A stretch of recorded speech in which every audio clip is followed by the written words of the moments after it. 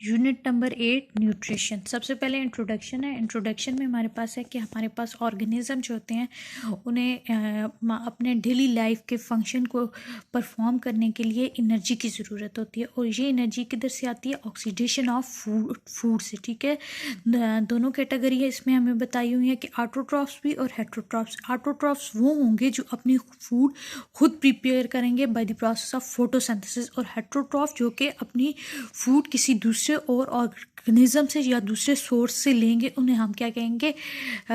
Heterotrophs. ठीक है, next हमारे पास न्यूट्रिशन की डेफिनेशन आ जाती है, और न्यूट्रिशन की डेफिनेशन में हमें बताते हैं कि न्यूट्रिशन एक ऐसा प्रोसेस होगा, ठीक है, जिसमें हमारे पास ऑर्गेनिज्म कोई भी असेंशियल यानी कि कोई भी नीडेड मटेरियल को इस्तेमाल करके या तो फूड बनाएगा या तो फिर फूड किसी दूसरे ऑर्गेनिज्म से लेगा और उसको ऐसे सब्सटेंस में कन्वर्ट करेगा जो कि उसके लिए, उस प्लांट या उस ऑर्गेनिज्म के लिए ज़रूरी होंगे। ठीक है, उसकी ग्रोथ के लिए ये ज़रूरी होंगे और उसको एनर्जी वगैरह प्रोवाइड करने के लिए। ये हमारे पास आ गई है न्यूट्रिशन की डेफिनेशन। सबसे पहले इसका इंट्रोडक्शन, हेटरोट्रॉफ और ऑटोट्रॉफ, फिर उसके बाद न्यूट्रिशन की डेफिनेशन। नेक्स्ट हमारे पास है मिनरल न्यूट्रिएंट्स इन प्लांट। अब प्लांट में ये न्यूट्रिएंट्स कहाँ प्रेजेंट होते हैं? In the soil. ठीक है, ये मिनरल न्यूट्रिएंट किधर किधर प्रेजेंट होते हैं? सॉइल के अंदर, ज़मीन के अंदर प्रेजेंट होता है, और प्लांट इनको ज़मीन से ऑब्जर्व करता है। ठीक है, इस पूरे चैप्टर में आप न्यूट्रिएंट्स के बारे में पढ़ेंगे। ठीक है, और उसमें यह है कि हमारे पास ये प्लांट जो है कैसे ये मिनरल्स या न्यूट्रिएंट्स सॉइल से लेते हैं और कहाँ कहाँ पे यूज़ करते हैं। अब न्यूट्रिएंट्स की बेसिकली 2 टाइप है, macro nutrient and micro. Macro हमारे पास होते हैं कि वो जो लार्ज क्वांटिटी में चाहिए होते हैं। ठीक है, अगर एक सॉइल है उसमें ज़्यादा अमाउंट किसी चीज़ की चाहिए होगी, ठीक है, तो उन्हें हम मैक्रो कहेंगे।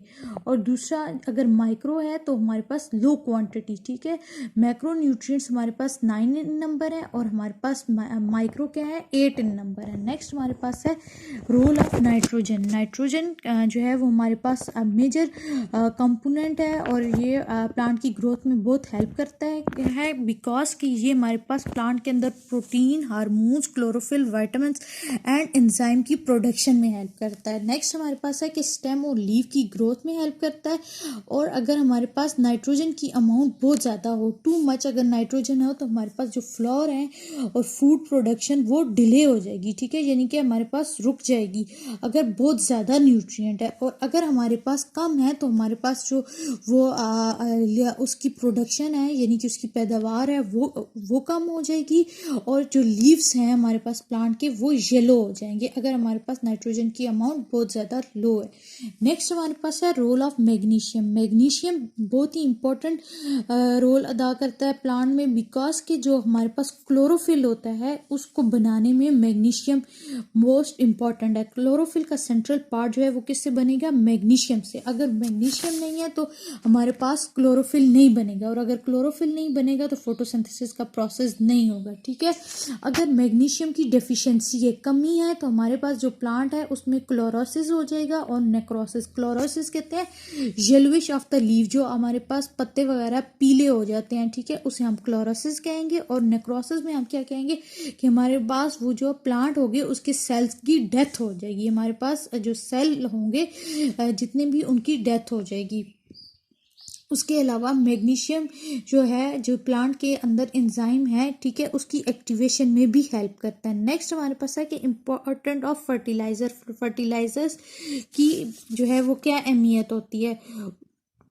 जितने भी प्लांट हैं वो इस चीज़ से अफेक्ट होते हैं कि आया कि जिस सॉइल में वो हैं उसमें कितनी क्वालिटी है न्यूट्रिएंट्स की कितनी क्वांटिटी है और उनकी क्या क्वालिटी है। ठीक है, जितने भी प्लांट है उसके बारे में हम देखेंगे कि वो अफेक्ट होते हैं by the quality and quantity of the nutrients present in the soil. अगर हमारे पास सॉइल में किसी चीज़ की भी कमी है तो उसमें भी हमारे पास वो उस प्लांट को या वो उस क्रॉप को इफेक्ट करेगी, ठीक है। नेक्स्ट इसमें पॉइंट है कि हमारे पास जितने भी मोस्टली सॉइल्स होती हैं उसमें क्या होता है, न्यूट्रिएंट्स की कमी होती है। जब न्यूट्रिएंट्स की कमी होती है इसलिए हम आर्टिफिशियल फर्टिलाइजर वगैरह जो हमारे पास होता है, ठीक है, उस फर्टिलाइजर को हम जो है यूज में लाते हैं सॉइल्स वगैरह में, ताकि हमारी क्रॉप की प्रोडक्शन अच्छी हो सके, ठीक है। और इसकी इंपॉर्टेंस क्या है कि अगर हम फर्टिलाइजर यूज करेंगे तो हमारे पास हमें बेटर रिजल्ट मिलेंगे, हमें more food and faster growth, यानी कि प्लांट की ग्रोथ भी इंक्रीज हो जाएगी और फ्रूट भी ज्यादा मिलेगा। नेक्स्ट हमारे पास पॉइंट है कि ये जो न्यूट्रिएंट्स है, न्यूट्रिएंट्स ये फर्टिलाइजर, इसको दो कैटेगरी में डिवाइड किया गया है, ऑर्गेनिक और इनऑर्गेनिक, ठीक है। ऑर्गेनिक फर्टिलाइजर वो फर्टिलाइजर होते हैं जो हमें आम प्लांट या एनिमल्स वगैरह से मिलते हैं, ठीक है, यानी कि जो बेसिकली आपको लिविंग ही से मिले, ऑलरेडी वो उस सॉइल में किसी न किसी जरिए से आ जाए। जैसे कि हमारे पास मैन्योर, सीवीड और जो है ये हमारे पास ऑर्गेनिक है। मैन्योर यानी कि गोबर वगैरह, ठीक है, और सीवीड्स, एलजी वगैरह जो कुछ भी इस तरह वेस्टेज होती हैं, ठीक है, सॉइल के अंदर। उसके अलावा मल्च, मल्च कहते हैं कि हमारे पास अगर एक सॉइल है तो पहले उस सॉइल में, उस जमीन में कोई ना कोई क्रॉप वगैरह होगी, फिर उसके बाद वो खत्म होगी है, तो उसके बाद वो जो उसके बार्क वगैरह या छोटी मोटी जो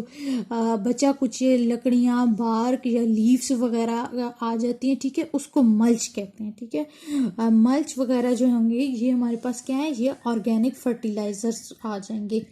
नेक्स्ट हमारे पास है एडवांटेज ऑफ ऑर्गेनिक फर्टिलाइजर। सबसे पहला इसका एडवांटेज है कि ऑर्गेनिक अगर फर्टिलाइजर अगर हम यूज करें, ठीक है, जो कि प्लांट या एनिमल के सोर्स से लिया जाता है, तो उसमें हमारे पास सॉइल का स्ट्रक्चर जो है वो बेहतर होगा। उसके बाद सॉइल मॉइस्चर, सॉइल में जो नमी होगी वो बकायदा रहेगी, एंड इंक्रीज एरेशन। एरेशन का मतलब ये होता है कि हमारे पास जो सॉइल जो भी होगी वो हमारे पास पोरस होगी, यानी कि उसमें पोर होंगे, ठीक है, और वो पोर इसलिए होंगे ताकि उसमें से एयर जो है वो पास हो सके, उसको हम कहेंगे सॉइल एरेशन, ठीक है। उसके अलावा जो इस ऑर्गेनिक फर्टिलाइजर के जो उसमें न्यूट्रिएंट्स होंगे वो रिलीज होंगे स्लोली एंड कंसिस्टेंटली, यानी कि मतलब वो प्रॉपरली जो है वो लगातार जो है वो रिलीज होते रहेंगे। नेक्स्ट हमारे पास है लेस रिस्क ऑफ लीचिंग, कि लीचिंग का रिस्क जो है वो कम होगा, क्योंकि वो जो हमारे पास सॉलिड वो जो हमारे पास मैन्योर वगैरह होगा, खाद वगैरह होगी, ठीक है, वो उस सॉइल के अंदर रहेगी, और जो हमारे पास केमिकल्स वगैरह होंगे तो वो लीक आउट कर सकते हैं। लीचिंग का मतलब है कि उससे निकल जाए। नेक्स्ट हमारे पास पॉइंट है increase the ability of the soil to hold nutrient. ऐसी सॉइल में ये एबिलिटी ज्यादा होती है कि वो न्यूट्रिएंट्स को अपने अंदर मेंटेन कर सकें, ठीक है, ताकि वो न्यूट्रिएंट्स एक लंबे अरसे तक उस सॉइल के अंदर रह सकें। नेक्स्ट है हमारे पास इनऑर्गेनिक और द केमिकल फर्टिलाइजर, ठीक है। पहले ऑर्गेनिक था जो कि हमने प्लांट और एनिमल से देखा था, और इनऑर्गेनिक फर्टिलाइजर वो है जो कि हम केमिकल से लेंगे, ठीक है, जिसमें हमारे पास केमिकल कंपाउंड यूज होंगे, जैसे कि अमोनियम नाइट्रेट है, ammonium phosphate and potassium chloride वगैरह, ये जितने भी केमिकल हैं ये हमारे पास एज अ फर्टिलाइजर यूज होंगे, ठीक है। एग्जाम्पल फर्टिलाइजर में जो इनऑर्गेनिक फर्टिलाइजर है उसमें सोडियम नाइट्रेट और लाइमस्टोन वगैरह आ जाते हैं। फिर उसके बाद नेक्स्ट जो है हमारे पास इनकी एडवांटेज है, एडवांटेज ऑफ इनऑर्गेनिक फर्टिलाइजर। सबसे पहले हमारे पास जो इनऑर्गेनिक होगा, ठीक है, वो हमें पता होगा कि इस सॉइल के अंदर हमने वो खुद यानी कि ऐड करने हैं, ठीक है। तो उसमें हमारे पास क्या होगा, अगर हम हायर फॉस्फेट का यूज करेंगे उस सॉइल में, तो हमारे पास ज्यादा फ्लावर प्रोड्यूस होंगे, लार्जर फ्रूट होगा और हेल्दियर रूट होंगी, ठीक है, रूट्स हेल्दियर होंगी, ठीक है। उसके अलावा जो भी हम फर्टिलाइजर वगैरह यूज करेंगे, ठीक है, तो उसमें वो हमारे पास अगर ज्यादा अमाउंट में होगा, हायर होगा, और वो हमारे पास प्रोटीन और क्लोरोफिल की सिंथेसिस में यानी कि उसकी प्रोडक्शन में भी हेल्प देगा, ठीक है। नेक्स्ट हमारे पास थर्ड वन है कि हमारे पास जो हम खुद ऐड करेंगे उसकी वजह से हमारे पास क्या होगी, encourage the growth of stem and leave, ठीक है, लीव और स्टेम की ग्रोथ भी इंक्रीज होगी, ज़्यादा होगी। नेक्स्ट हमारे पास जो लास्ट टॉपिक है इसमें इस टॉपिक के अंदर वो हमारे पास है environmental hazard related to the use of chemical fertiliser, ठीक है, कि हमारे पास इन्वायरमेंटल हैजर्ड्स कहते हैं कि खतरात वगैरह, ठीक है, या रुकावटें जो कि हमारे पास इसके यूज़ में आ जाती है, केमिकल फर्टिलाइज़र के यूज़ में आ जाती हैं। ऐसे मेजर रिस्क हैं, ठीक है, जो कि सॉइल की क्वालिटी को जो है अफेक्ट करते हैं बाय यूजिंग केमिकल फर्टिलाइजर। सबसे पहला पॉइंट है कि सॉइल में सैलिनिटी एंड एसिडिटी इंक्रीज हो जाती है। सॉलिनिटी यानी कि उस सॉइल में जो है सॉल्ट की अमाउंट इंक्रीज हो जाएगी और एसिडिटी भी इंक्रीज हो जाएगी, ठीक है। नेक्स्ट सेकंड हमारे पास है कि हमारे पास जो ग्राउंड वाटर होगा उसमें भी, उसके लिए भी, ये उसकी क्वालिटी के लिए भी बहुत मेजर रिस्क है, ठीक है, कि हमारे पास जो सॉइल वगैरह होगी जिसमें हम फर्टिलाइजर डालेंगे, ठीक है, फर्टिलाइजर में क्या होगा, केमिकल होगा, और जो अंडरग्राउंड वाटर होगा, ठीक है, जो कि हमारे पास बाकी जितने भी डेली लाइफ के हमारे पास एक्टिविटी होंगी उनके लिए हमें मिलता है, तो वो भी अफेक्ट होगा, ठीक है, और ये जो है इंसानों के लिए जो है वो हार्म पैदा कर सकता है, ठीक है, हार्मफुल होगा ह्यूमन एंड एनिमल हेल्थ के लिए, ठीक है। नेक्स्ट हमारे पास जो लास्ट पॉइंट है कि हमारे पास अगर हमारे पास ये इसकी सरफेस वाटर होगा, यानी कि जो हमारे पास ऊपर वाटर होगा, ठीक है, हमारे पास जैसे कि पॉन्ड्स वगैरह, वहाँ पे भी हमारे पास क्या हो जाएगी, एल्जीज वगैरह की ग्रोथ हो जाएगी, ठीक है, on the surface of water. अगर हमारे पास किसी सॉइल वगैरह में पानी रह गया, ठीक है, तो उसमें हमारे पास क्या होगा, सॉइल के ऊपर उस वाटर के ऊपर एल्जी वगैरह की ग्रोथ हो जाएगी, ठीक है, और इस प्रोसेस को हम क्या कहते हैं, eutrophication. The major risk to the surface water is increased number of the algae growing on the surface of a water called eutrophication.